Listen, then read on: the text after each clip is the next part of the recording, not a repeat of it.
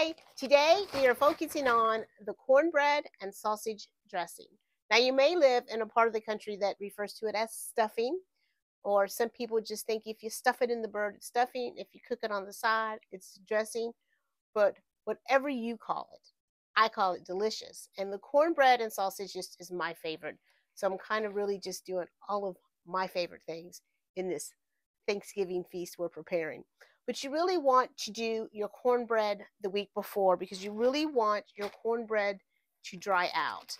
Now this is some cornbread that I dried out, and I actually had to dry it out in the oven. And you can hear how hard that is. And that is what you want. It's so humid here that even after a couple of days, I had to put it in the oven to dry it out. Now this is one that I made yesterday, and I just broke it up and sitting it on the counter with just a dish towel over it. And it is far from dry enough. So let me show you the difference and why you really want this super dry. When you take a piece of this cornbread that's not really dry and you drop it in your water, and then you take a piece that's nice and dried out and you drop it in your water. And as you can see, this just disintegrates and falls apart, where this just slowly starts rehydrating and soaking all of that moisture up. And that is what you want. You want that cornbread to start rehydrating with all those beautiful flavors that you're putting into it and not just disintegrating. So you really want to, and you can see how that's still just getting softer and not falling apart. So you really want this dry. So I really recommend doing your cornbread the week before, and if it doesn't dry out, finishing it off in a 200-degree oven just until it gets nice and dry. And even if you did it a couple weeks in advance, pop it in a baggie and then it'll be ready for you. Now your cornbread stuffing or dressing can be kept in the refrigerator made for at least 2 days before you cook it on Thanksgiving. In fact, I really recommend that you make it about 2 days in advance because that sitting is just going to let all of those flavors really marry together and come together. So it's a really good idea if you can make it a day or two ahead and just let it set. So first things first is the cornbread. So I'm going to put my oven and preheat it on 375 degrees.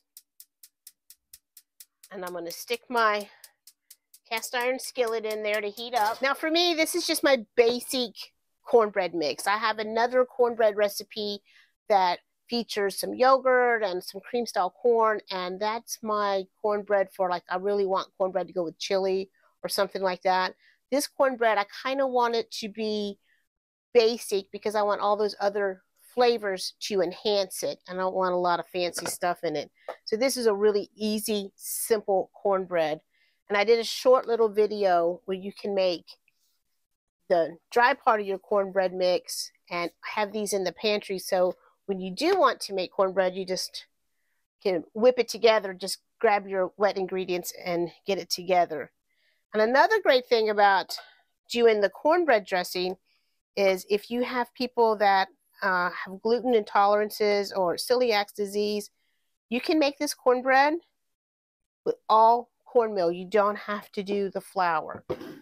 But for this recipe, we're going to go 1 cup flour, 1 cup cornmeal. Oh, or more if it gets away from you. A little bit that got away from me. So we might have to add a little more buttermilk, but that's okay. And then we want half a teaspoon kosher salt, and then 4 teaspoons of baking powder. And then for our wet ingredients, we're going to go with 2 eggs. Anytime you're baking, if you can have your eggs and your milk or cream or buttermilk at room temperature, it's always a good idea because you're going to have a more even bake. If these ingredients are cold and you put this cold stuff into your hot oven, it's going to slow down that bake, where if they're at room temperature and go in that oven, you're going to have a more even, quicker bake. And then 1 cup buttermilk, and you can do whole milk here instead of buttermilk, but I really like the flavor that the buttermilk gives it.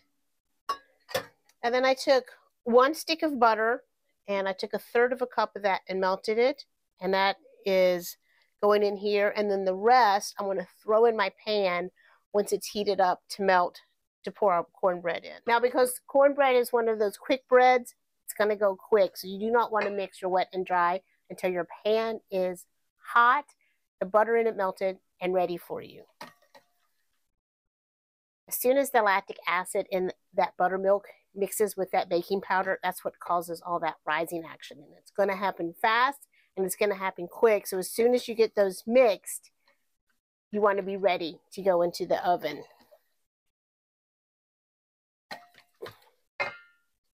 So I'm going to drop my butter here into that pan, and as soon as that's melted, then we can mix and get our cornbread in the oven. All right, so now we're ready to mix. I have a little buttermilk here because I think with that cornmeal getting away from me, I might need to add a little more moisture here. And don't overwork this, just want it combined. We don't need to beat it up. But we want it to be smooth enough to pour, which is why I think I might need some more buttermilk.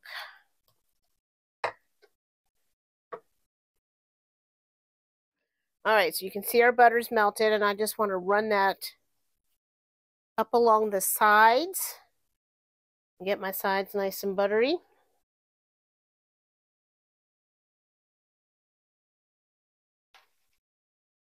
And then in with our cornbread. Now we're going to cook this at 375, and I set my timer for 25 minutes. Sometimes it takes 30, but I start checking at 25 minutes. And we're just going to smooth that all out. So here we are, cornbread out of the oven. It smells delicious, and we're going to let that cool down. Now you can use your hands and just tear it apart, use a knife, dice it up, sheet tray, put a nice clean dish towel over it, and just let it hang out there for a couple of days. If it doesn't get as dry as you need it to be, 200-degree oven, and just every 8 or 10 minutes, check on it and mix it up till it gets as dry as you want. So what you're going to need for your dressing: 6 cups of your cornbread, 3 eggs, 3 stalks of celery, an onion, about 4 cloves of garlic, butter. I am going to dice up hopefully get about 1/4 cup of fresh sage, sausage, and 3 to 4 cups of that turkey stock that we made. And it's just going to depend. We're going to start with about 3 cups. And this is a nice sausage that I like, and it is what I like about it is that the ingredients are pork, salt, spices, sugar, ham, shoulders, loins, and tenderloins included. So really, really nice label that makes you go, okay, I want that. And this one is just extra sage, and you can just get a sage sausage, or you can just get a regular sausage, like a regular breakfast sausage. It doesn't have to be sage, but when I can find the sage, I like to get the sage. And I'm also going to add just a little bit of ground sage as well. So into my pot, I'm going to add my 1 stick of butter and let that melt. So once that melts, I'm going to crumble up my sausage into there. And then we're just going to brown this, breaking it up as we go. Okay, now that our sausage is nice and brown, we're going to add our onions and celery. And I did dice that pretty fine. You want a nice small dice. You don't want big, huge chunks of celery in your dressing. Well, at least I don't. And then I decided instead of sage, I was going to do some poultry seasoning. So I'm going to do about 1.5 teaspoons of poultry seasoning.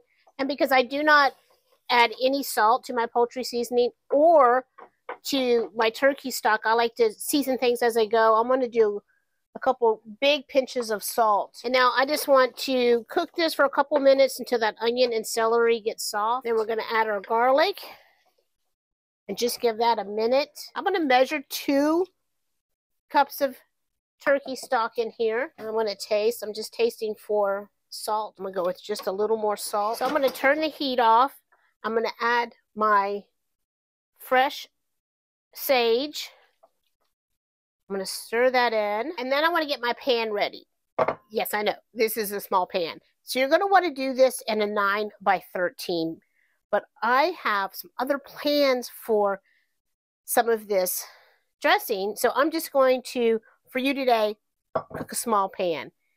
Now, you're going to want to cook this on 375, and I understand that you might have things in the oven, and the oven needs to be on like 400, and that's fine. Put it in there at 400, and you might want to just check on it, and you might have to cover it with some foil if it's getting too brown on you.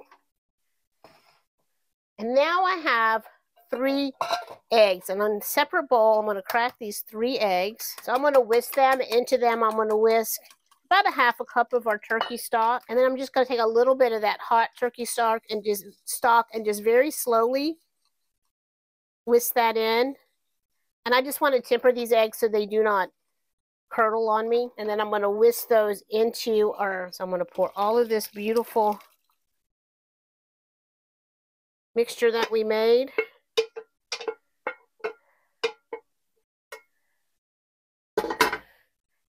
And I'm just going to gently toss this. And you're going to know if you need more stock. If it's just super dry and it's not moistening up on you. And I think I'm going to go ahead and do that other half. And that'll be 3 cups of stock that we've used. And now we're going to pat that down into our prepared pan here. And when I pick this up, I can see the moisture running out. So I know I'm good because it's going to keep soaking that up. So that makes me feel confident that we have enough stock in there. I'm going to pat that down. And just for a good measure, I'm just going to drizzle a little more stock across the top. And then I'm going to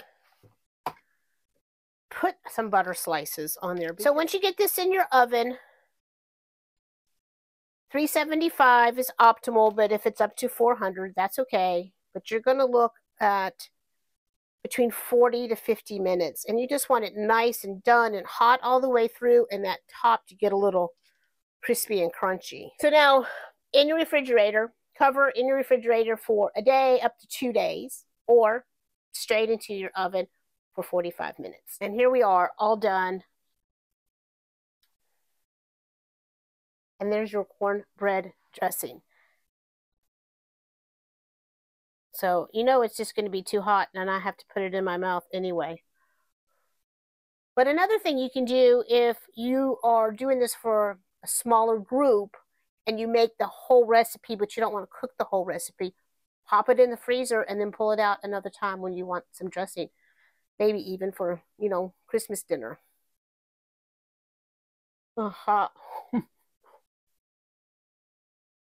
Perfect.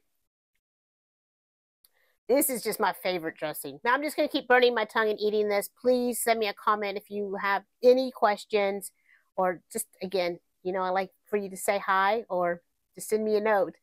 And here we go. I'll see you tomorrow for another episode of What's for Thanksgiving Dinner 2023. I'll see you later. Until next time, safe cruising.